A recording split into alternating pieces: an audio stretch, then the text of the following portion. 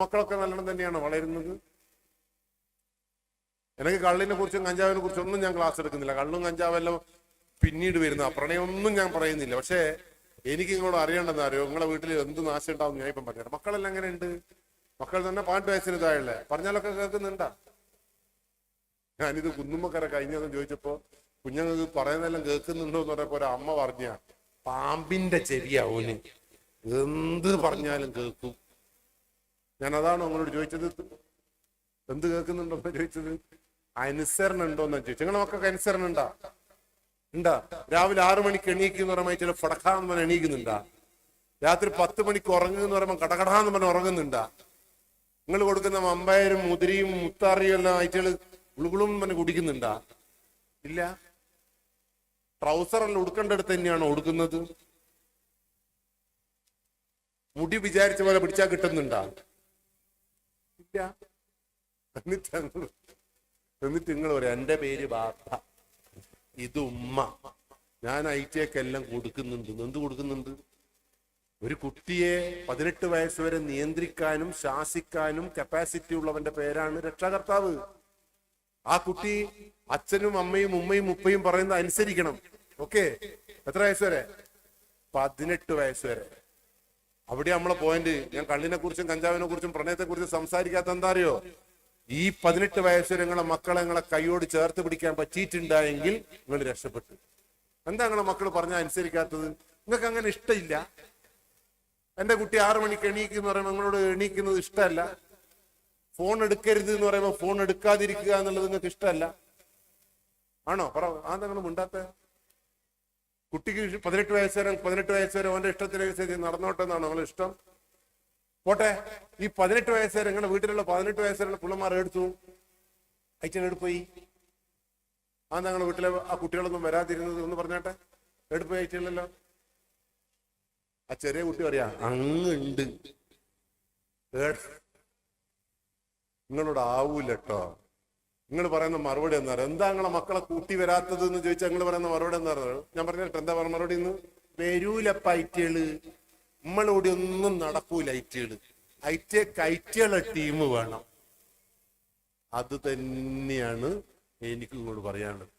ഐറ്റുകളെ ടീമിന്റെ കൂടെ ഐറ്റുകളെ വിട്ടിട്ടുണ്ട് എങ്കിൽ ഐറ്റുകളെ ഇന്ന് തൊട്ട് നിങ്ങൾ നോക്കണ്ട. ഒരു ബോധവൽക്കരണത്തിന് നിങ്ങൾ വരുവാൻ വേണ്ട. അവിടെ തന്നെ നിങ്ങളും കുത്തിരിഞ്ഞു. 18 വയസ്സുള്ള കുട്ടികൾ എന്തുകൊണ്ടാണ് നിങ്ങളെ മക്കൾ പറഞ്ഞാൽ അനുസരിക്കാത്തതെന്ന് ശാസ്ത്രീയമായി തെളിയിക്കപ്പെട്ടതാ. അതുകൊണ്ടാണ് ഈ മുസ്ലിം കമ്മ്യൂണിറ്റിയിൽ 5 പ്രാവശ്യം കൃത്യമായി നിസ്കരിക്കണം എന്ന് പറഞ്ഞാൽ എന്തിന്റെ അടിസ്ഥാനത്തിലാണെന്നറിയോ? ഒരു കുട്ടിയെ നിയന്ത്രിക്കാൻ ശാസിക്കാൻ ദൈവം തമ്പുരാൻ നിങ്ങൾക്ക് തന്ന അനുഗ്രഹ പ്രാർത്ഥന. ഓരോ പ്രാവശ്യം പ്രാർത്ഥിക്കുമ്പോഴും ഉപ്പേന്റെയും ഉമ്മേന്റെയും കൂടെ പ്രാർത്ഥിക്കുന്ന കുട്ടി എന്റെ കൂടെ ഉണ്ട് എന്നുള്ള ബോധം. അത് ശരിയാണോ തെറ്റാണോ? അപ്പൊ നിങ്ങൾ ഇന്നു മുതൽ എന്താ ചെയ്യേണ്ടതെന്ന് അറിയോ? നിങ്ങളെ മക്കളെ മനുഷ്യക്കുട്ടിയായിട്ട് പോറ്റണം. നിങ്ങൾക്ക് ഇങ്ങനെയൊക്കെ നന്നാണെന്ന് ആഗ്രഹമില്ലേ? നിങ്ങൾ പറയുന്നതിൽ അനുസരിക്കണം, നിങ്ങളെ കൂടെ അടുക്കള പണിയെടുക്കണം എന്നുള്ള ആഗ്രഹമില്ലേ? നിങ്ങളെ മക്കൾ ഗുണ്ടയാവാനാണോ നിങ്ങൾക്ക് ഇഷ്ടം? നിങ്ങളെ കുട്ടി ബാംഗ്ലൂരിൽ വെച്ച് കത്തിക്കുത്തേറ്റ് മരിക്കുന്ന നിങ്ങൾക്ക് ഇഷ്ടമാണോ? നിങ്ങളെ വീട്ടിന്റെ കട്ടിന്റെ അടിയിൽ നിന്ന് ഒരു ചെക്കനെ പിടിച്ചു കൊണ്ടുവരുന്നത് നിങ്ങൾക്ക് ഇഷ്ടമുണ്ടോ? അങ്ങനെ ഇല്ലാതിരിക്കണമെങ്കിൽ നിങ്ങളെ കൂടെ നിങ്ങളെ മക്കൾ നടക്കണം. അതിന് ശാസ്ത്രീയമായിട്ട് പറഞ്ഞാൽ എന്താ? നിങ്ങളെ മക്കൾ ഇങ്ങനെ ആയിപ്പോകുന്നതിന് കാരണം നിങ്ങൾ തന്നെയാ. ഞാൻ എൻ്റെ എല്ലാ ക്ലാസ്സിലും കുടുംബസംഗമത്തിൽ ഇത് തന്നെയാ പറയുന്നത്, ഇത് തന്നെയാ പറയേണ്ടത്. നിങ്ങളെ കുട്ടികൾ ഇങ്ങനെ നിങ്ങളെ കൂടെ നടക്കുന്നില്ല എങ്കിൽ, രാവിലെ എഴുന്നേൽക്കുന്നില്ല എങ്കിൽ, വസ്ത്രധാരണം നിങ്ങൾക്ക് അനുസരിച്ചിട്ടല്ല നടത്തുന്നതെങ്കിൽ, നമ്മളെ സംസ്കാരത്തിനനുസരിച്ചിട്ടല്ല അവർ സഞ്ചരിക്കുന്നതെങ്കിൽ നിങ്ങൾ ഉറപ്പിച്ചോ, അത് നിങ്ങളുടെ പിടിപ്പുകേട്. നിങ്ങളെ കുട്ടി രാവിലെ എണീക്കണമെങ്കിൽ, പഠിക്കണമെങ്കിൽ, മദ്രസയിൽ പോകണമെങ്കിൽ നിങ്ങളെ കുട്ടിക്കില്ലേ, കുട്ടീന്റെ മനസ്സ് നിങ്ങൾ അറിയണം. 4 വയസ്സുള്ള കുട്ടിയുടെ തലച്ചോറ് പരിപൂർണമായിട്ടും വളരുന്നു. സാറേ, ആ കുട്ടിക്ക് എത്ര വയസ്സായി? 5 വയസ്സായി. ആ കുട്ടീനില്ലേ ഈ കസേലമേൽ ഇരിപ്പിക്കണം. ആ കുട്ടിന്റെ തലച്ചോറ് വളരെ കൃത്യമായിട്ട് വളർന്നു കഴിഞ്ഞു. ആ കുട്ടിയുടെ തലച്ചോറിനോട് നിങ്ങൾ എന്താണോ പറഞ്ഞു കൊടുക്കുന്നത്, എന്താണോ ശീലിപ്പിക്കുന്നത്, എന്താണോ കാണിച്ചു കൊടുക്കുന്നത്, അതാണ് കുട്ടിയുടെ സ്വഭാവം, അതാണ് കുട്ടിയുടെ സംസ്കാരം, അതാണ് കുട്ടിയുടെ രാഷ്ട്രീയം, അതാണ് കുട്ടിയുടെ മര്യാദ. മനസ്സിലായ? ഈ 4 വയസ്സുള്ള കുട്ടി ഇവിടുന്ന് സംസാരിക്കുന്നുണ്ട് എങ്കിൽ ആ കുട്ടിക്ക് ഇങ്ങനെ ഒരു വേദിയിൽ സംസാരിക്കരുത് എന്ന് 4 വയസ്സ് മുതൽ നിങ്ങൾ പറഞ്ഞു കൊടുക്കണമായിരുന്നു. ഇനി പറ, നിങ്ങളെ മക്കളെന്താ 6 മണിക്ക് എഴുന്നേൽക്കാത്തത്? വേഗം പറ. നിങ്ങൾ ആ കുട്ടീനെ 4 വയസ്സ് മുതൽ രാവിലെ 6 മണിക്ക് എഴുന്നേൽപ്പിച്ചില്ല. എന്താ നിങ്ങൾ പറയുന്നത് കുട്ടി അനുസരിക്കാത്തത്? നിങ്ങൾ പറയുന്നത് അനുസരിക്കാൻ 4 വയസ്സ് മുതൽ ആ കുട്ടീനെ നിങ്ങൾ പഠിപ്പിച്ചില്ല. എന്താ രാത്രി 10 മണിക്ക് കുട്ടി ഉറങ്ങാത്തത്? ആ കുട്ടിയെ രാത്രി 10 മണിക്ക് ഉറക്കാൻ നിങ്ങൾക്ക് ഇതുവരെ കഴിഞ്ഞില്ല. ഇനി 5 വയസ്സുകാരൻ ഇന്ന് ഉറക്കം നോക്കിക്കണ്ടോ അവന്റെ അടികിട്ടി നിങ്ങൾ വയ്ക്കും. ചൊട്ടയിലെ ശീലം ഒന്ന് പറ. ശരി, നിങ്ങൾക്ക് അതും അറിയാം. എന്നിട്ടാണ് നിങ്ങൾ ചൊട്ടയിൽ എന്താ കുട്ടീനെ പഠിപ്പിച്ചത്? അപ്പൊ ഇന്ന് തൊട്ടിട്ട് ഈ 4 വയസ്സുകാരീനെ, ഒരു 15 വയസ്സുകാരനെ നിങ്ങൾ വിട്ടേക്ക് ഓനെ ചേർത്ത് പിടിക്കാൻ നോക്ക്. 4 വയസ്സ് മുതലുള്ള കുട്ടീനോട് കൃത്യം ഞാൻ പറയുന്നത് തെറ്റാണെങ്കിൽ നിങ്ങളുടെ ഒറ്റ ഉദാഹരണം പറഞ്ഞുതരാം. നിങ്ങള് മക്കള് എത്ര വയസ്സ് മുതൽ അംഗനവാടി പോകുന്നുണ്ട്? നമ്മൾ ഇന്ന് പറയാൻ ഉദ്ദേശിക്കുന്നത് വേണ്ടാത്ത ലഹരിയെ കുറിച്ചിട്ടാണല്ലോ, അല്ലേ? വേണ്ടാത്ത ലഹരി, കള്ള്, കഞ്ചാവ് അങ്ങനത്തെ കുറിച്ചിട്ടാണല്ലോ. കള്ളിനെ കുറിച്ചും കഞ്ചാവിനെ കുറിച്ചും നിങ്ങളുടെ അഭിപ്രായം എന്താ? ഈ നാട്ടിലുണ്ടാ? ഈ നാട്ടിൽ കള്ളില്ല. കള്ളു കുടിച്ച് നടക്കുന്നൊന്നും നിങ്ങൾ കണ്ടിട്ടില്ല. അവിടെ മക്കളെ, നിങ്ങളെ വീട്ടിൽ ആരെങ്കിലും സിഗരറ്റ് വലിക്കുക? നിങ്ങൾ ഇതുവരെ സിഗരറ്റ് വലിക്കുന്ന ആളെ കണ്ടിട്ടില്ലേ? എന്നിട്ട് നിങ്ങൾ എന്ത് ചെയ്ത്? ഒന്നും ചെയ്തില്ല. എന്തുകൊണ്ടാ ചെയ്യാതിരുന്നെന്നോ ഒറ്റ ഉദാഹരണത്തിലൂടെ ഞാൻ തെളിയിച്ചുതരാം. നിങ്ങൾ സിനിമ തിയേറ്ററിലൊക്കെ പോകാറുണ്ടാ? ശ്വാസകോശം ഒന്നും കൂടെ ഒച്ചത്ത് പറ. ഇനി എന്തിനാ എന്നെ കൂട്ടിക്കൊണ്ടുവന്ന് അങ്ങനെ? നിങ്ങൾക്ക് നല്ല ബോധമുണ്ടല്ലോ. ശ്വാസകോശം സ്പോഞ്ച് പോലെയാണ് പോലും. പുകവലി ആരോഗ്യത്തിന് ശരി. Smoking is injurious to health, causes to cancer. ശരി. മദ്യപാനം ആരോഗ്യത്തിന്, മദ്യപാനം കൊണ്ട് ക്യാൻസറിന് കാരണമാവും. ശരി. ഇത്രയും ബോധമുള്ള മനുഷ്യന്മാരോട് ഞാൻ ക്ലാസ് എടുക്കുന്നു. കുട്ടികളെ, സിഗരറ്റ് വലിച്ചാൽ ക്യാൻസറിന് കാരണമാകുമെന്ന് നിങ്ങൾ പറഞ്ഞല്ലോ ഇപ്പോ. എന്നിട്ട് നിങ്ങളെ കൂട്ടുകാരന്റെ ഉപ്പ അല്ലെങ്കിൽ കൂട്ടുകാരൻ, നിങ്ങളെ വല്യുപ്പ വല്യുമ്മ സിഗരറ്റ് വലിക്കുന്നത് കാണുമ്പോ ഹൃദയമുണ്ടായിരുന്നുവെങ്കിൽ ആ ഉമ്മയ്ക്ക്, ആ സഹോദരന് ക്യാൻസർ വരുമെന്നുള്ള ബോധം എനിക്കുണ്ടായിരുന്നുവെങ്കിൽ അയാളെ സിഗരറ്റ് വലിക്കാൻ ഇനി സമ്മതിക്കുമായിരിക്കും.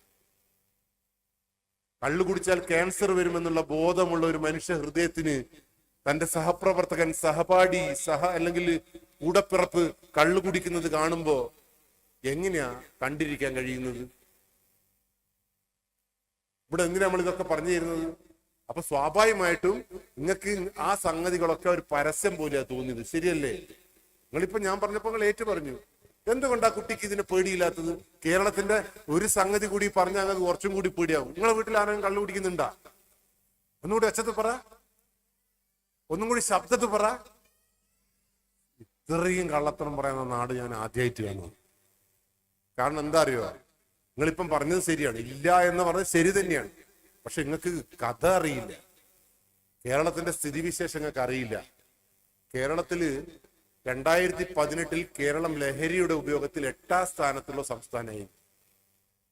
2025 കണക്ക് വരുന്നു, വന്നിട്ടില്ല. കൃത്യമായി വന്നാൽ കേരളം ലഹരിയുടെ ഉപയോഗത്തിൽ ആദ്യ 3 സ്ഥാനങ്ങളിൽ നമ്മൾ ഉണ്ടാവും. ഒന്നാവണമെന്നാണ് നമ്മൾ ആഗ്രഹം.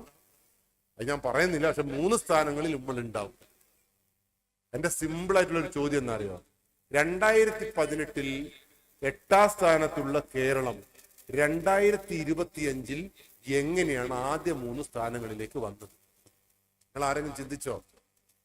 രണ്ടാമതൊരു കണക്കും കൂടി ഞാൻ പറഞ്ഞുതരാം.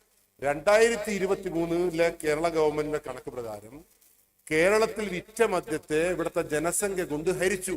ജനസംഖ്യ എന്ന് പറഞ്ഞാൽ ഇപ്പം ജനിച്ച കുട്ടി മുതൽ ഇപ്പം മരിക്കാൻ പോകുന്ന മനുഷ്യന്മാർ വരെ നമ്മളെല്ലാവരും പെടുമല്ലോ. ആ കുട്ടി അതിൽ പെടുമല്ലോ, എല്ലാവരും പെടും, ഉപ്പ എല്ലാം പെടും. അങ്ങനെ ഒരു കണക്ക് ഇവിടെ എടുത്തു നോക്കുമ്പോ കേരളത്തിലെ ഒരു പൗരൻ 4.7 ലിറ്റർ മദ്യം കുടിക്കുന്നുണ്ട്. എത്ര? 4.7 ലിറ്റർ.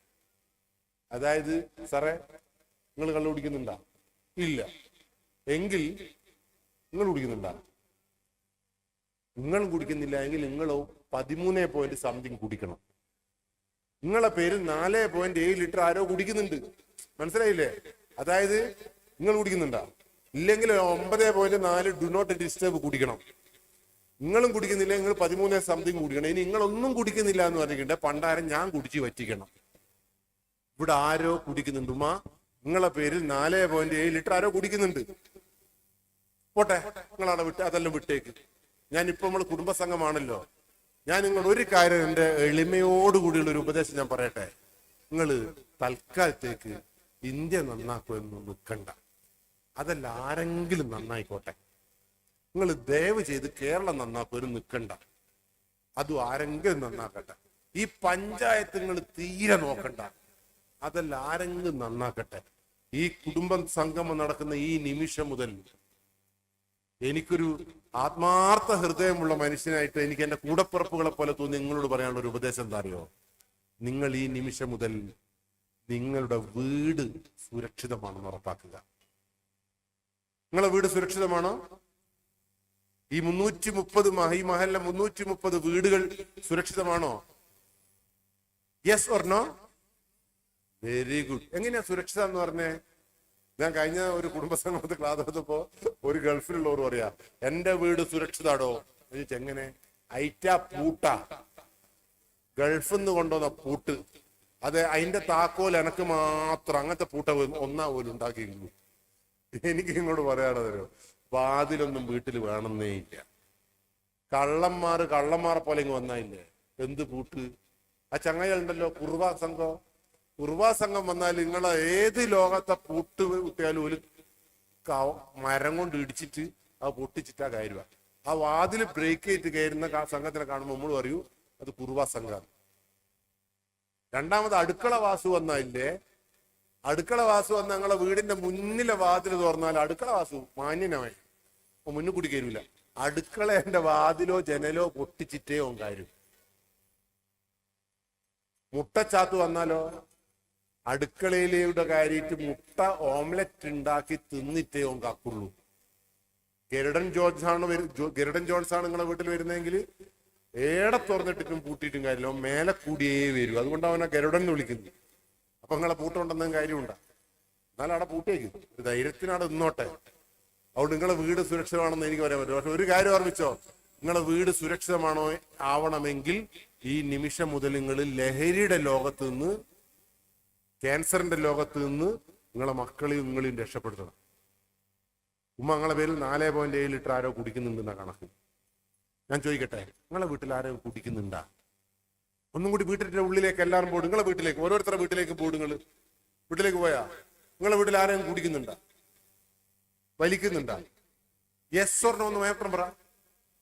സർ, നിങ്ങളിപ്പോ ആരല്ല നിങ്ങളെ വീട്ടിലേക്ക് പോയി നിങ്ങളിപ്പോ ആരല്ല നിങ്ങൾ കണക്കൂട്ടിയേ?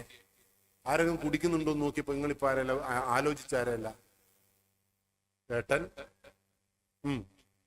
ഉപ്പ, മേലോട്ട്, നിങ്ങൾ ആരെല്ലാം ആലോചിച്ചോ? മേലോട്ട്.